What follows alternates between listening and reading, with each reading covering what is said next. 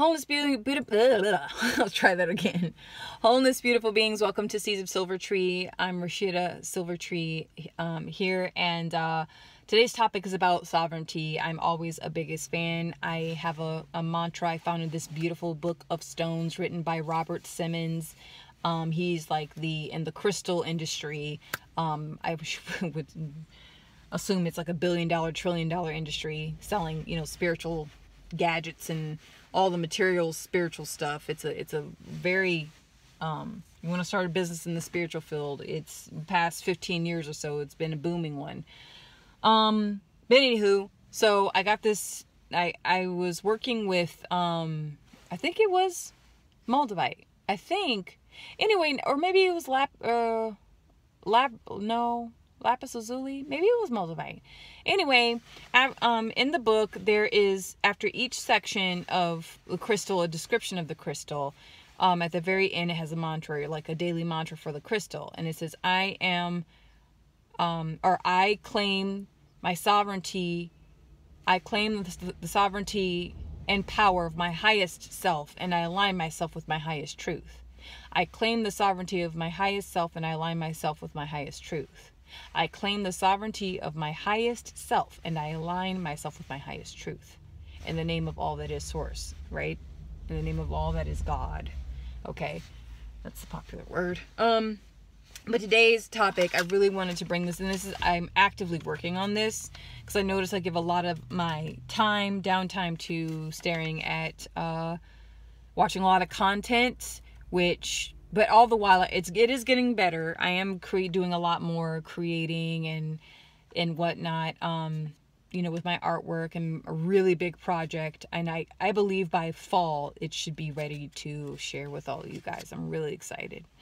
Okay, so sovereignty. Be aware of consuming the truth of another, and discover your own truth. Be aware of the truth, or be aware of consuming the truth of another, and discover your own truth. This is very, very, very, and this is primarily for people who are in the conscious, spiritual, alternative community outside of the three main religions, okay? Because it's very dogma, very, very heavily, there's just a lot of rules with the people of the book. And so those of you that, are into alternative ways of connecting to lower and higher consciousness and self-development and self-transformation and evolution of your consciousness and blah, blah, blah, blah, blah, all the woo-woo words, right? Something in me said, be aware, and there's nothing wrong with connecting with like-minded individuals. Just make sure that whatever is floating through their mind and they're channeling through and speaking and uploading and sharing online, or even in books that you're reading and that you're attracted to, approach it like a student. A master student studies.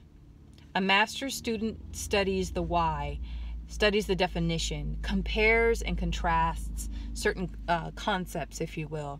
So be very careful of consuming another's truth like it is your own, because at first it's gonna feel good. Your energies blend and become one, and so then you start speaking and spewing out someone else's truth that you haven't necessarily lived.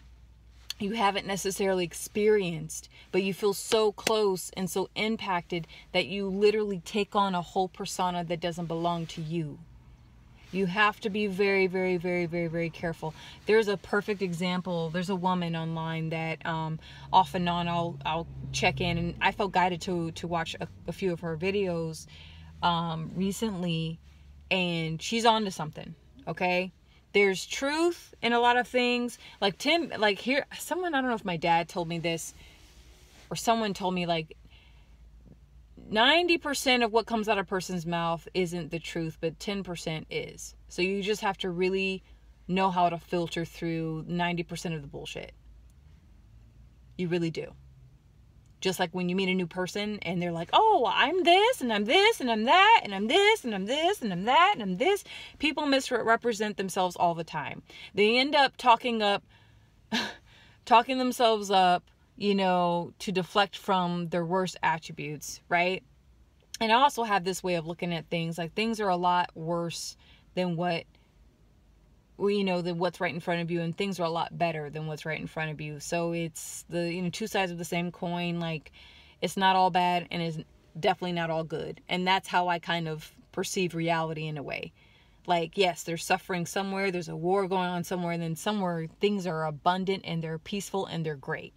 All at the same darn time. So, be aware of that. And creating the space to discover your own truth, the best way is through silence.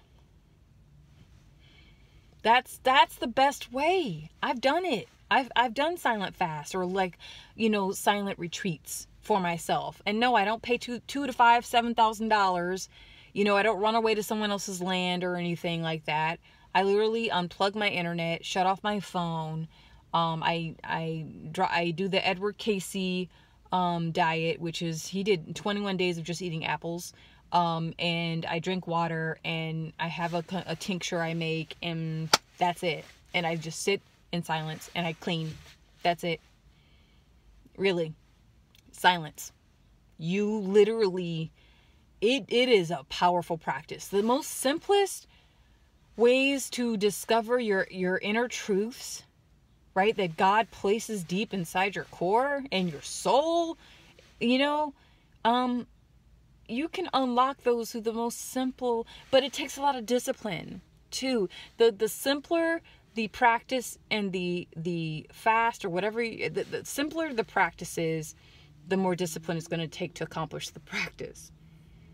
If there are a lot of tools and steps, all that hoopla and ritual and stuff, that's pretty, and it's aesthetic. It's very aesthetic, but at the same time, it's just a distraction, and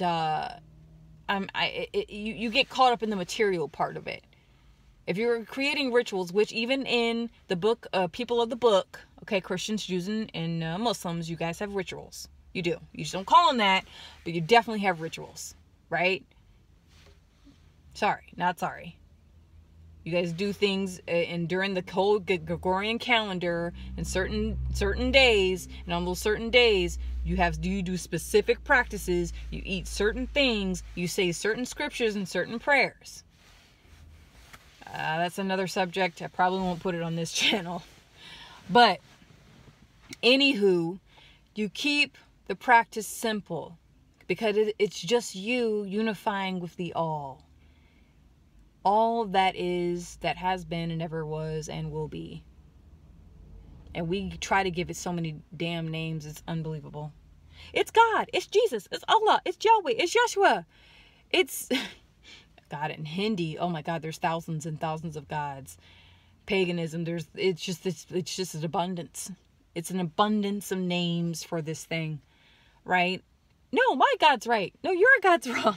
No, you're going to hell. No, you're going to hell. It's just, it's too much. And people have literally killed in the name of their faith, which it defeats the purpose. That is cognitive dissonance at its finest when it comes to religion and spiritual practices around the globe. I'm sorry. It's not just Christians, Jews, and Muslims. No, other people and other pagan and non-traditional religions, okay, have definitely committed, all in the name of God, which I still can't understand. Anywho, so, or non-believers, believers, it's like, I'm better than you because I believe in this God. You're worse than me because you don't believe in my God. It's like, good gracious. I wonder, like, in the next 2,000 years, is it going to be this way too? Or, I don't get it. It makes my brain hurt. It's just cringe at this point. When you start reading, you sit with yourself and you can actually hear the higher power within you. You can hear the soul. You can hear your wounds. Your wounds begin to scream, and you can hear the message behind the scream. You can begin to understand what the wound is saying and has been trying to say all along when you shut your mouth. when you shut your mouth, you open your ears and you open your heart. I mentioned that in the previous video. Open ears, open the heart. So, but you do that through silence. There is a TED talk of a man, an African American man in the 1980s or 1990s, for I think 16 years. He was in college and he dropped out all of a sudden. And I think for 13 years, it was over a decade, where he just roamed and walked the earth and didn't speak. He only broke his silence when he had to make a phone call home. His mother died. And then another very important phone call. But for like almost 20 or 16 years, look it up. I watched it a while ago, like a few years ago, when TED Talks was like, oh my God, was like the ish. Everyone, when they had legit people get up there and talk. Now it's anybody and everybody, which I don't understand, but because I thought you had to have some kind of accreditation to make it a TED Talk. But anyway, but he shared his story of silence, and now he talks. He's literally on a TED Talk. Imagine that. So when you close your mouth, you open yourself to the all. You open yourself to you, your F-ups, your fears, your limitations, what's toxic around you that you weren't able to see, and you can see it, you can feel it, you can see what God was trying to tell you from the get, but you were just like, no, I know more than you, God. I know more. I'm, very arrogant. We're very arrogant. Spiritually, we can be very arrogant, and then we're guided out of the arrogant space and frequency, because, we're always humbled. But with that, be mindful of, embodying a truth that doesn't belong to you. You're just supposed to observe. Be the ultimate observer, like in meditation. Be the ultimate observer what's going on and what's being said. Don't embody it. That's a very powerful thing. Sometimes we get caught up in visions, Christians have visions, Muslims have visions, pagans have visions. Everyone has visions when you're locking into that frequency with spirit. It doesn't matter what religion. And visions usually happen when you get to a space on your path where you're beginning to advance and you're beginning to mature and you're beginning to increase in your discernment. So what happens is, it's almost like the universe opens this gift of discernment in you, and it's like, okay, you're advanced enough and you've sacrificed enough and you've given, you offered, you're in the space of gratitude, you're in the space of forgiveness. We're, from the higher realms or heaven, we're going to start just giving you insights, and we're going to start showing you things that haven't quite happened yet, or we're going to show you something that's on someone's spirit that they need your help, or we're going to show you on someone's spirit you need to avoid them at all costs. And so these are truths, right? These are things that happen because we're able to just observe. We're not like, oh my God, I had a vision, and you just run with it. And then usually, no, it takes more than one vision, unfortunately, to convince human beings to act accordingly. It takes sometimes, even you can read it in scripture. You can read it in the Quran, in the Bible, in the Torah, how hard it was for most of the prophets to do what was asked of them and to obey. And how sometimes it's like, no, God. And God's like, okay, I try to be nice about this. This is what's going to happen. I wish I could give you a prime example. I need to do more reading. But we all know that those biblical stories, they've been, forced down our throat, right? Or in the stories of the Quran, forced down our throat as young children, right? But all those parables, all those stories have messages and have hidden truths. Again, 10%. Remember? Even with this video, I could be saying 90% BS, but I know 10%, though, there's a little truth in what I'm saying. A little bit. Just a little bit. Okay? That's with everything. Because God isn't everything. God is in everything. Even people who are telling a lie, the ears that hear the lie, God is in your ear, filtering out that lie for you. God is in your ear. Source is in your ear. Spirit's in your ear. And that lie is coming. Just coming into your ear. Just making its way in. Going to squirm into your spirit. And God's like, ooh. Your angels are like, ooh. Your guides are like, ooh. Hey. This isn't right. Your intuition's like, I don't think this is what I'm hearing is correct. Then you have free will. You have choice. Do you embody this truth, or do you use discernment? What is your relationship with the Most High? What is your relationship with Spirit? What's your relationship with your internal compass, which is your intuition?